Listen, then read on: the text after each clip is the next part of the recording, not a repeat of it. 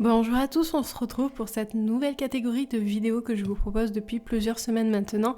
Je vous mets les deux premières vidéos dans la barre d'infos si ça vous intéresse. La vidéo numéro 3 va porter sur les astuces pour rester motivé pendant les révisions. On va voir ensemble 6 points que j'ai déjà mis en place et qui ont déjà fonctionné pour moi, donc j'espère de tout cœur que ça va fonctionner aussi pour vous. N'hésitez pas à nous donner en commentaire aussi pour tous les étudiants qui vont regarder cette vidéo d'autres petites astuces et sur ce je vous laisse avec la suite de la vidéo. Ok, on commence ce tout premier point par les vidéos de motivation. Alors est-ce que vous avez déjà essayé au moins une fois avant de réviser de regarder une vidéo spéciale motivation pour vos cours, motivation pour le travail? Je vous en ai proposé une que je suis en train de vous montrer juste ici sur ma chaîne. Donc c'est une vidéo qui normalement, voilà, quand vous la regardez, ça vous envoie plein de messages positifs et puis c'est censé vous motiver. Donc n'hésitez pas à aller la voir si vous voulez, elle sera encore une fois dans le petit, dans la barre d'infos, mais vous en avez aussi plein d'autres en anglais, en français, en la langue que vous voulez, qui sont là pour vous motiver. Et moi je sais que même avant mes stages, j'écoutais ça dans la voiture et ça m'aidait beaucoup. Si vous voulez en savoir plus sur la notion de motivation, je vous avais fait aussi une vidéo Psychotalk, donc pareil, je vous laisse ça en barre d'infos, si ça vous intéresse.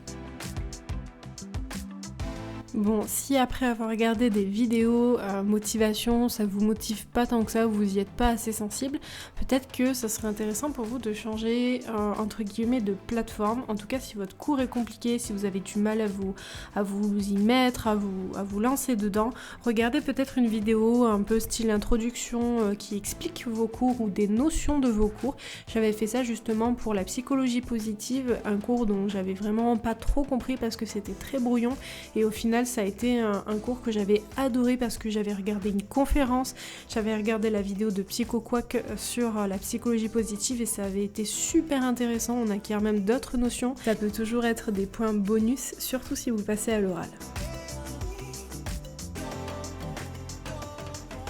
Un conseil qui peut bien fonctionner s'il est bien utilisé, c'est les visios entre amis. Il existe plein de plateformes maintenant, il y a Teams, il y a Zoom, il y a aussi Skype. On est d'accord, ce n'est pas moi qui vais vous apprendre tout ça. En tout cas, il existe de multiples plateformes qui vous permettent vraiment de communiquer, de réviser avec vos amis. Et je peux vous dire que je me souviens encore de certaines notions sur lesquelles j'avais bûché avec mes amis et c'était vraiment super et surtout c'était déstressant parce que du coup on pouvait partager nos difficultés en cette période qui est loin d'être facile et aussi pour éviter l'isolement, je vous le conseille vraiment.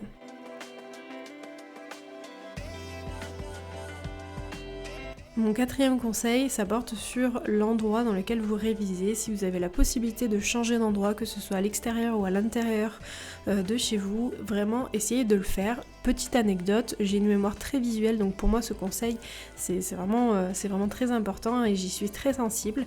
Je me rappelle encore de l'année dernière, de l'endroit où j'ai révisé certains cours et ce qui fait que c'est plus facile pour moi d'accéder à l'information, d'accéder à ce que j'ai pu encoder de ce cours-là. Sachez que c'est quelque chose qui se fait assez naturellement. Des fois il me suffisait juste de me souvenir du chapitre pour ensuite de me souvenir, sans forcément y avoir prêté attention, de l'endroit où j'avais révisé le cours et donc directement de retrouver certaines notions qui me venaient facilement en tête. D'ailleurs, je parle de mémoire visuelle, mais je pense que c'est pas forcément le cas. N'hésite pas à me mettre un petit commentaire pour savoir si ça t'est déjà arrivé.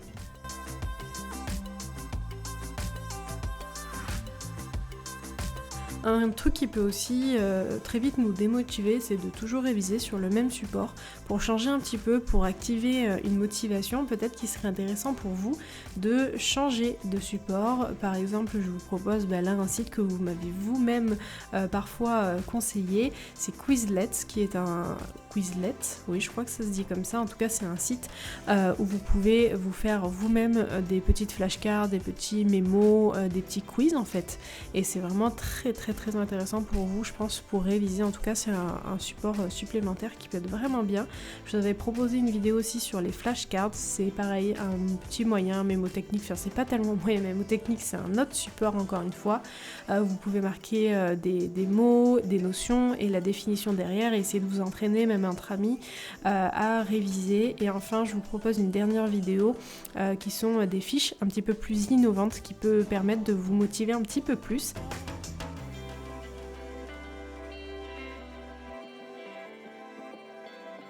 Enfin, on arrive au dernier conseil. Si vraiment vous avez du mal à vous mettre dans votre cours, je vous conseille d'essayer de décomposer un petit peu ce cours. Souvent dans notre cours, on a différentes étapes.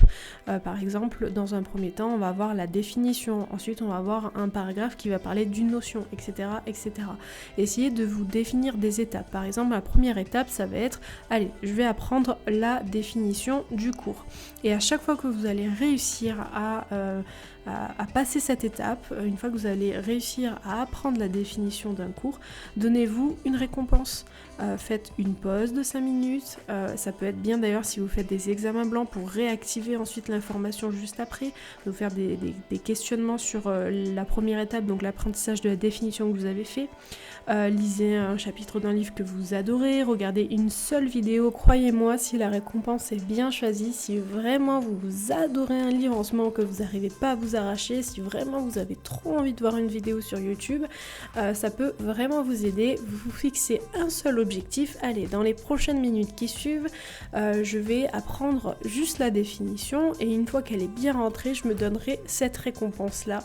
Je peux vous dire que votre cerveau, il risque un petit peu de carburer. Ça peut être intéressant de le faire si vous êtes en famille par exemple, que vous êtes plusieurs à réviser, de vous donner chacun des récompenses, de faire des sessions révision mais un petit peu plus cool avec des récompenses de ce type, ou même avec des amis, même si c'est en visio, donnez-vous ce genre de récompense, c'est le cas de le dire, c'est une récompense parce que vous avez réussi à accomplir, à faire la première étape, et ça vous pouvez juste vous en félicitez-vous de réussir à apprendre, même si c'est une toute petite partie, même si c'est même pas 10% du cours, peu importe, vous avez quand même réussi. C'est des conditions en ce moment qui ne sont pas faciles et vraiment essayez de vous féliciter. Et voilà, j'en ai terminé pour cette vidéo, j'espère vraiment que ça vous aura plu, n'hésitez pas à me le faire dire en commentaire ou dans les petits likes, je regarde ça chaque semaine et surtout je réponds à tout le monde.